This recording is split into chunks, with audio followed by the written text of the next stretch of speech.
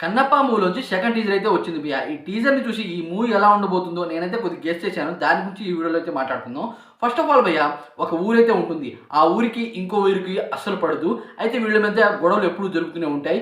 అయితే ఈ ఊరి వాళ్ళకి అంటే తిన్నడు ఉండే ఊరి వాళ్ళకి దేవుడన్నా, దేవుడిని పూజించడం అన్నా, దేవుడు మనకి ఎలాంటి పెద్ద ప్రాబ్లమ్ వచ్చినా సరే దేవుడు ఎలాగోలా ఆదుకుంటాడు మన ఊరి వాళ్ళకి బాగా నమ్మకం.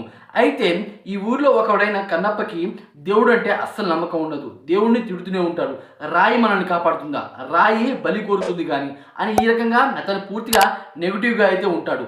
అయితే అలా ఉండం పర్సన్ మారాడు అనేది ఈ మూవీలో అయితే మనం అయితే చూడబోతున్నాం.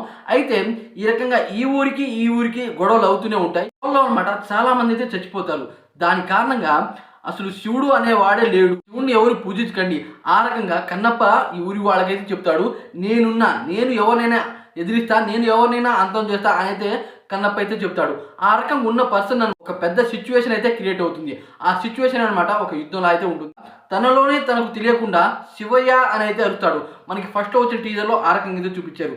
ఆ రకంగా దేవుడి గురించి తనకు తెలియకుండానే తనే ఒక పెద్ద భక్తుడిగా అయితే మారిపోతాడు. నీళ్ళల్లో చూసినా, చెట్లలో చూసినా, అదే కాకుండా మబ్బులో చూసినా, ఆకాశంలో చూసి, చివరికి తినే భోజనంలో చూసినా సరే శివుడే కల్పిస్తాడు. ఆ రకంగా శివునికి చాలా పెద్ద భక్తుడైతే అయిపోతాడు కన్నప్ప. ఆ రకంగా అయితే ఉండబోతుంది. ఒక పెద్ద సిచ్యువేషన్ అయితే క్రియేట్ అవుతుంది.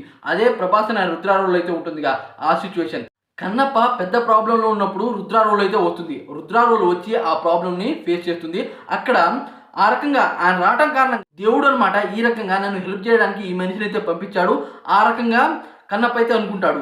దాని కారణంగా అప్పటి నుండి అనమాట శివయ్య మీద బీభత్సమైన ప్రేమ అయితే కలుగుతుంది తిన్నడుకి, అంటే కన్నప్పకి. అయితే ఈ టీజర్ని చూసి చాలా మంది ట్రోల్ చేస్తున్నారు. ఎందుకంటే శివయ్య రోల్లో అనమాట అక్షయ్ కుమార్ అయితే ఉన్నారు. అక్షయ్ కుమార్ ఉండకుండా ప్రభాస్ని పెట్టుంటే బాగుండేది అనేది చెప్తున్నారు. అదే కాకుండా చాలా మందికి అయితే నచ్చలేదు అనేది చెప్తున్నారు భయ్య. టీజర్ని చూసి జస్టిఫికేషన్ చేయడం కరెక్ట్ కాదని నాకు అనిపించింది. అదే కాకుండా భయ్య, మూవీలో ఇంకెంత బాగా చూపిస్తారో అని నాకైతే అనిపించింది. ఓవరాల్ గా మూవీ స్టోరీ అయితే దాదాపు ఈ రకంగానే ఉంటుందని నాకైతే అనిపించింది. ఈ వీడియో మీకు ఎలా అనిపించిందో డెఫినెట్ కామెంట్ చేసి వీడియోకి లైక్ చేయండి ఫ్రెండ్స్.